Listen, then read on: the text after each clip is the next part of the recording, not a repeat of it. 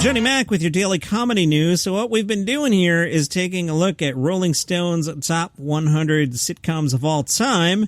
We're in day 4 of this as I kill off the holiday weekend and enjoy hopefully something nice outside. Now, on the last episode, I stopped at number 37 because Rolling Stone added Bob's Burgers to the list. Now, you, of course, know that Bob's Burgers does not exist. I'll ask you 2 questions. One, have you ever seen Bob's Burgers? The answer is no. The second question, have you ever met anyone who has seen Bob's Burgers? That answer is also no. So I'm up to number 36, and we don't want to spend 2 weeks doing this list, so let me get moving here. Number 36, Sex and the City. Okay, fine. Number 35, Everybody Loves Raymond. How is this so low? What a great show. Ran on CBS from 96 to 2005.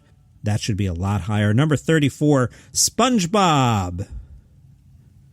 How's SpongeBob ahead of Raymond? No way. Get out. These guys like animation on this list. Number 33, Better Things, which has run on FX from 2016 to the present. What is Better Things? What is this?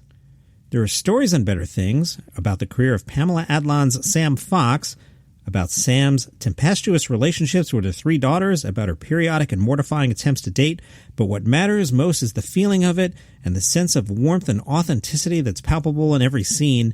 Am I a weirdo that I don't know what this is, and it's number 33, and it's supposedly been on from 2016?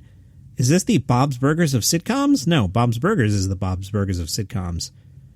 I don't know what that is. You guys can hit me up at DCNPod or on the Instagram at Daily Comedy News and tell me I'm a moron. I don't know what that is. I'm like totally confused. And that's number 33? This list kind of sucks. Number 32, The Golden Girls. That started running in 1985. I would have been 16 years old. You don't think at 16 I watched a show about a bunch of women in their 80s? No, I did not. Number 31, Fawlty Towers. Feels kind of low here. BBC 1975 to 1979. No, there's not 500 episodes. I think there's 12. Yeah, there's 12. John Cleese as Basil Fawlty. One of the great shows of all time. Number 30, The Office UK version. Ran on BBC 2 from 2001 to 2003. If you listen to this podcast, you're probably familiar with that, so let's keep moving. Number 29, It's Always Sunny in Philadelphia. It is a great show, and it's had a long run, 2005 to the present. I might have to approach this list in the other direction and really take some time with some of these things. Well, let's keep moving. Number 28, Malcolm in the Middle. At 28? No. I know Bryan Cranston is cool and all, but no, get out of here with that. No. Number 27, Louis on FX. Yeah, remember when Louis was being compared to George Carlin before, stuff happened? Number 26, The Bob Newhart Show. Now we're talking. That feels about right. Bob Newhart ran on CBS from 72 to 78. This is the first one where he played a psychiatrist. Number 25, FX's Atlanta. Ooh, it's a good show. Cool cast. Feels kind of now. Feels too high. But Rolling Stone redeems itself, putting one of my favorite things of all time at number 24, Community. 6 seasons in a movie, buddy. Number 23, The Office US version. Wow, Community just 1 spot behind The Office. Props to Community. Go Rolling Stone. Now I love your list. If I have to explain to you what The Office is, you're on the wrong sitcom. Number 22, South Park has been on the air since 1997. Is South Park better than The Office? I don't think so. Number 21, Fleabag. I mean, Fleabag's nice and all, but ahead of The Office, ahead of Community, ahead of Barney Miller, ahead of The Jeffersons? No. Number 20, Bojack Horseman. All right, this is Rolling Stone. I'm going to guess Alan Sepinwall is part of this, and he did it. Yep, Alan Sepinwall. He loves Bojack Horseman, so I'm just going to throw that out. That would be like me voting against Bob's Burgers. There's some bias there. Number 19, Roseanne, only counting the original version here. Number 18, one of the most overrated sitcoms of all time. You got to be kidding me. I think Tina Fey gets way too much credit for 30 Rock. Alec Baldwin carried that show. I will say this to Tina Fey's face. Continuing with Rolling Stone's top 100 sitcoms of all time, Taxi ran on ABC from 78 to 82 and NBC from 82 to 83. Great show.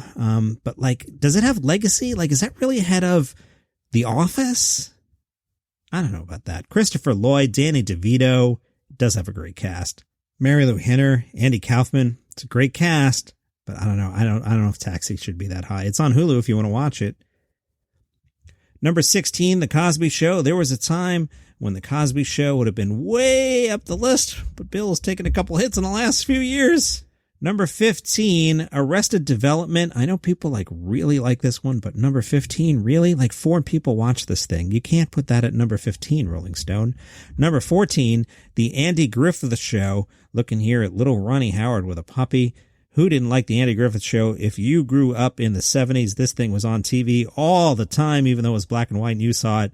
Okay, Rolling Stone, you're on crack. Number 13, Frasier. Frasier's nice, but ahead of some of those other things. Rolling Stone writes, the best spinoff ever, period. This list is pretty bad. Number 12, Curb Your Enthusiasm, 2000 to the present. Number 11 is The Dick Van Dyke Show, kind of the forerunner of the modern sitcom, so that's a good call here. All right, I'm going to pause and leave one more episode for the top 10. Now, I'm doing this from memory. What haven't we talked about yet? We have not talked about The Honeymooners, I Love Lucy, All in the Family, Seinfeld. Are you playing along at home? Are you yelling things at your iPhone? I guess you're yelling at. I wanted to say radio, but are you yelling things into your phone? Would Happy Days make the list? If Happy Days in the top 10 feels strong, even though I love it, but it's got to be on the list. I mean, some of the stuff that's been Bob's Burgers was on this list. Happy Days would have to be on here. Welcome Back, Kotter going to make the list or get left off? MASH is definitely in the top 10. All right, so we'll do one more episode of this tomorrow, and I'll go through the top 10. And I will see you then. Follow the show on Spotify. Subscribe on Apple Podcasts. See ya.